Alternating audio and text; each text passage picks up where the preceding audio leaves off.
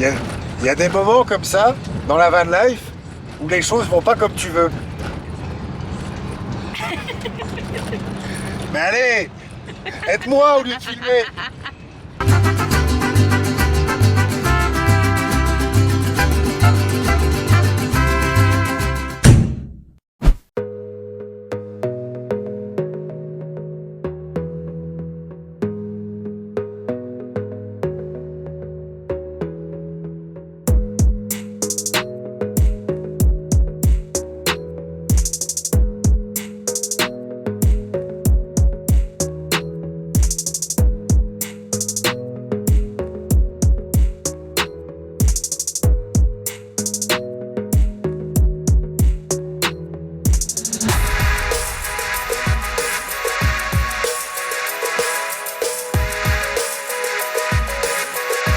Dans la série Paysage à couper le souffle, bon, on est servi ici depuis qu'on est sur la route 40, mais ça, on n'avait encore jamais vu. On est sur la lune.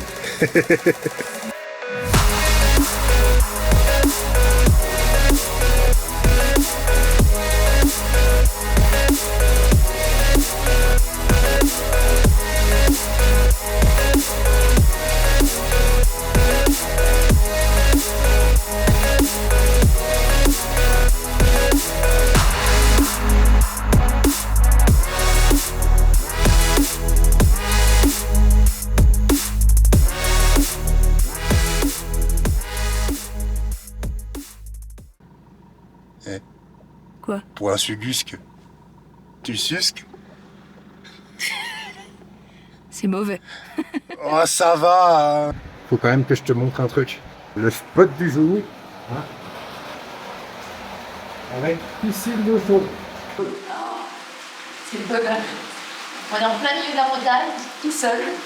Ça fait 2 jours qu'on n'a pas de réseau, mais on a trouvé sous eau chaude. Un peu intervalle. La piscine est en train de se vider. L'eau était à quoi alors 30, ouais. 32 30 degrés facile. Ouais. L'eau était à 30 degrés, on est dans un lieu magique. Alors ok, ça paye pas de mine comme ça quand tu vois les murs et tout, mais en fait on s'en fout. L'essentiel c'est t'es en haut d'une montagne et tu peux tout seul et tu peux prendre un bain chaud autant de temps que tu veux. De la nature. Et c'est gratuit. Et c'est la nature. Et c'est la nature, c'est trop bien. Aujourd'hui on part voir les Salinas Grandes. Si. Désert de sel qui paraît sont sublimes, avec peut-être une visite à la clé, On verra. avec un guide. On verra. Okay. On verra sur place. Là, on a 1 heure de route pour aller jusqu'aux Salinas Grandes, et après ça, on va... D'ici, à mon avis, 2-3 jours, on va au volcan Punzo. On va faire un volcan. C'est pas une activité, On va faire un volcan. on va monter au-dessus. Enfin, si on y arrive, parce qu'en altitude... Mais là, tu me parles de volcan, je suis chaud, là. Moi. D'accord. Mais volcan, genre, on va promener au-dessus, et on peut racheter des trucs dans la lave et tout et tout. Non, il n'y a pas de lave, Boubou, il est pas en activité, je viens de te dire. On verra, Mais- on verra déjà si on arrive au-dessus, parce qu'à Quebrada de Humahuaca, t'étais pas fier, donc... Non, c'est pas moi qui étais pas fier, c'est la camionnette qui était pas fière. Oui, bah toi non plus, hein. Ouais, bon, c'est vrai. T'as eu quand même 4 torgnoles sur le... Sur le Ah, truc, tu hein. parles du mal là-dessus. Oui, mais là, maintenant, on a de la coca, donc maintenant, tout va Oui, bien. oui, mais bon, monter un volcan, c'est... C'est physique. Oui. Allez, on prend sa drogue, s'il vous plaît. Et déjà... T'as déjà? Ah ouais. Bon. Bah c'est à mon tour alors. J'ai toujours du mal à mettre ma feuille de coca pour pas que ça... À mettre les morceaux de feuilles de coca pour pas que ça dérange. Donc attends.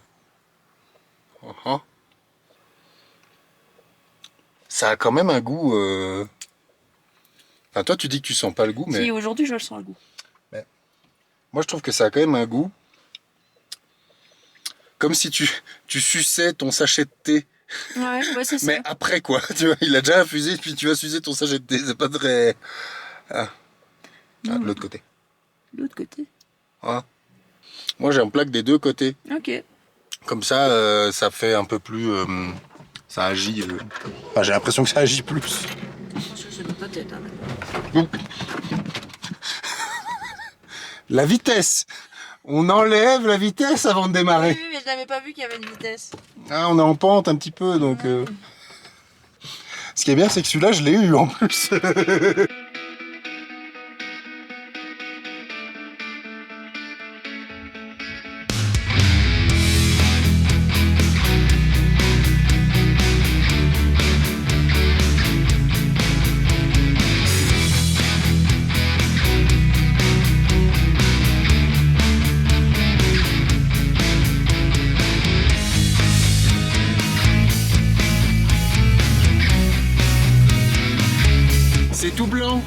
blanc. C'est pas de la neige.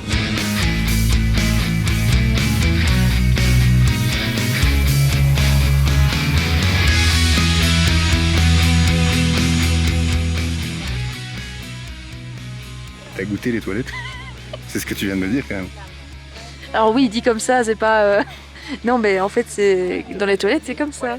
C'est des briques de sel, en fait. En fait, tout est en sel ici, parce que Oui. même les sculptures sont en Oui, sel. oui, oui. Bah oui, en même temps.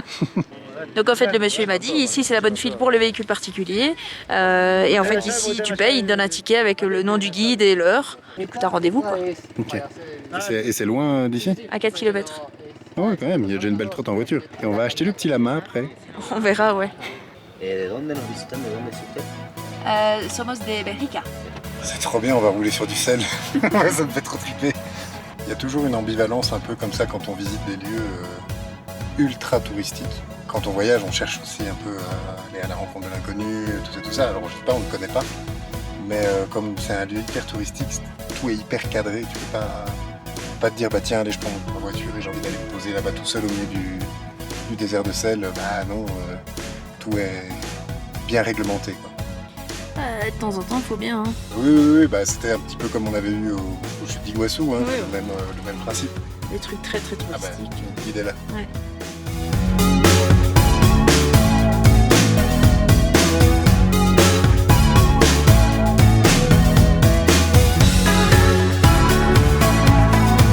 La circulation ici est assez compliquée. Parce que depuis le début de notre guide, bon, on comprend pas tout à 100% parce que il parle en espagnol et tout le reste du groupe parle espagnol, donc il parle vite. Mais quand on circule ici, en fait, on est obligé de circuler soit d'un côté, soit de l'autre, d'un chemin, soit de se répartir, parce qu'en fait, la couche de sel sur laquelle on est Et sur une couche d'eau. est sur une couche d'eau et comme tu peux le voir juste là, et qu'en fait la couche va entre 15 cm et 30-40 cm d'épais. Donc en fait, selon les endroits, on peut marcher et d'autres pas du tout, parce qu'en fait on risquerait de passer à travers.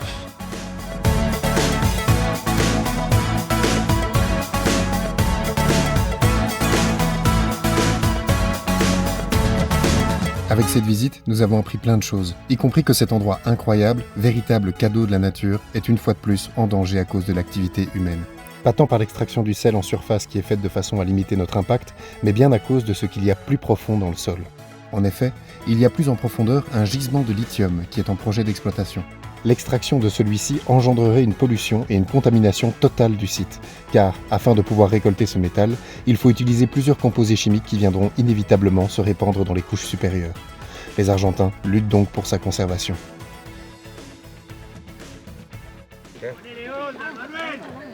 Es bastante saladísimo. Bien. Bueno, acá chicos, como pueden ver tenemos... Si un jour tu viens aux Salinas, il y a deux choses que tu dois savoir. Prends du beurre de cacao, parce que là, moi, j'ai les lèvres mais archi sèches à cause du sel. Et alors, des lunettes de soleil. Parce que là, pour toi, j'essaye d'avoir mes yeux et pour pouvoir voir un peu ce que je fais. Mais en réalité, sans les lunettes, c'est très dur de les garder ouverts s'il y a du soleil. Tellement il fait blanc. Ouais. Aujourd'hui, on était normalement censé grimper un volcan. Mais on s'est rendu compte en se renseignant un petit peu que ça allait pas être possible. Parce qu'il fallait carrément un guide d'expédition et tout le bazar et qu'on n'avait pas ça sous la main. Il y aura d'autres occasions de faire ça, ce type d'excursion-là. Mais du coup, aujourd'hui, on a décidé, on a vu, juste là, une belle falaise et on va monter au-dessus.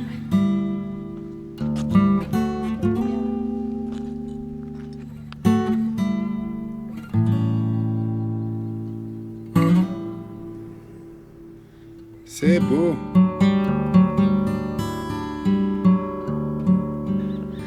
Ça va mon cœur? Ça va. Tu veux que je te dise un truc?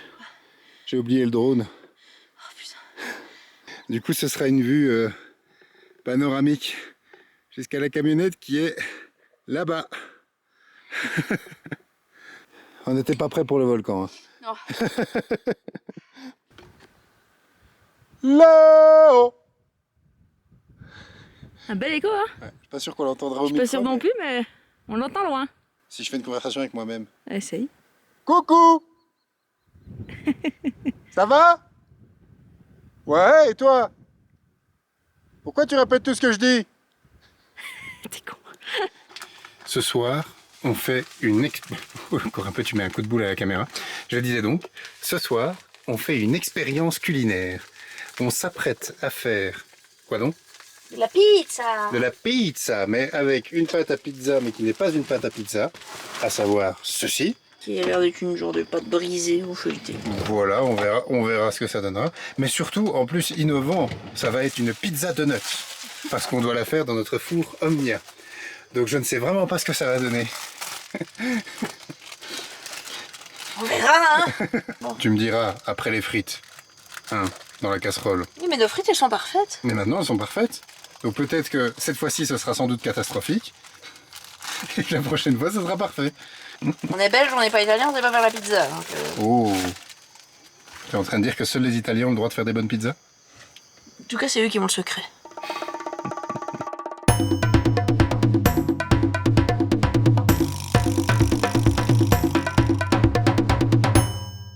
On est sur un fromage, un mélange de fromage. Alors attends, Gouda, mozzarella, Reggiano, parmigiano. Non, c'est pas du Reggiano. Ah non, Du Reginato. Reginato parmigiano. Donc autant dire que là, rien qu'en ayant mis le fromage dessus, c'était déjà fini. Voilà, écoute, c'est comme ça. Pizza Gouda. C'est une 4 fromages.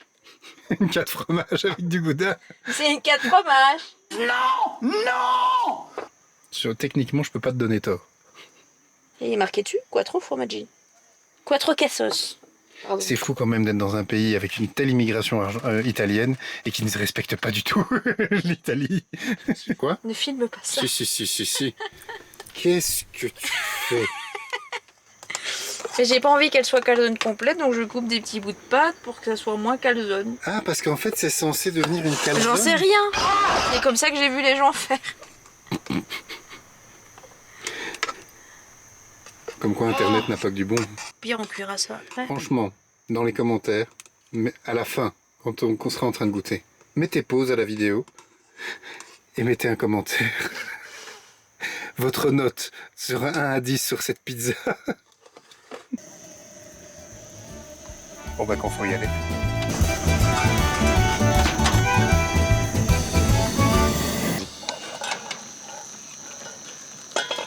Ça va. Ça va, ça a l'air pas trop mal, hein. Ça a l'air pas trop mal, effectivement. On tient un concept, non? La pizza de nuts. Avec ça, on fait fureur. Il y a pire, non? On va quand même attendre de goûter avant. Moi, c'est pas mauvais. C'est pas mauvais? Allez, sur YouTube, on vous demande un commentaire. Ça fait genre une tarte salée. Ça fait comme une tarte salée plus qu'une pizza? Bah, ça fait tarte salée goût pizza. Une note de 1 à 10 pour cette tentative.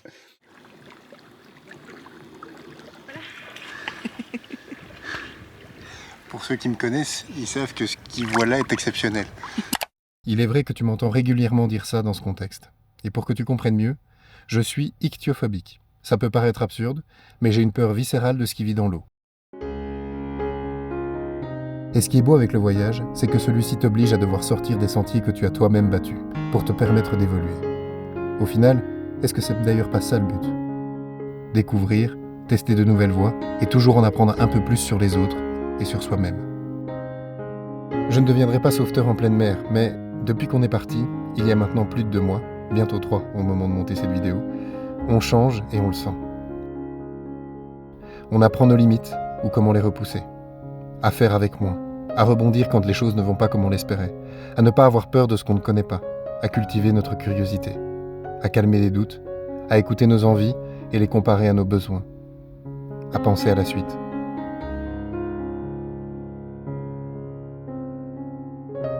On prend le temps de monter ces vidéos comme le plus bel album souvenir qu'on puisse réaliser, et dans le même temps, on les fait pour partager avec toi nos pensées et notre évolution.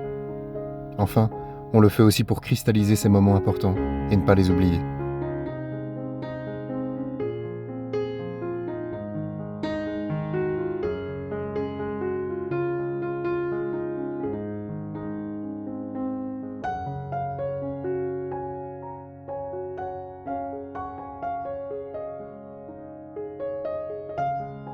Et peut-être que toi aussi tu cherches à voir ce qu'on voit, à comprendre ce qu'on vit en regardant nos vidéos. Peut-être même que tu es tenté de vivre une expérience similaire. Si c'est vraiment le cas, fonce. N'hésite pas. En dépit des doutes, de tes peurs ou celles de tes proches, et du manque de ces derniers, le voyage ouvre ton cœur en grand et t'oblige à l'écouter. Il est une leçon de vie formatrice qui te connecte à toi-même et t'aide à en construire la meilleure version.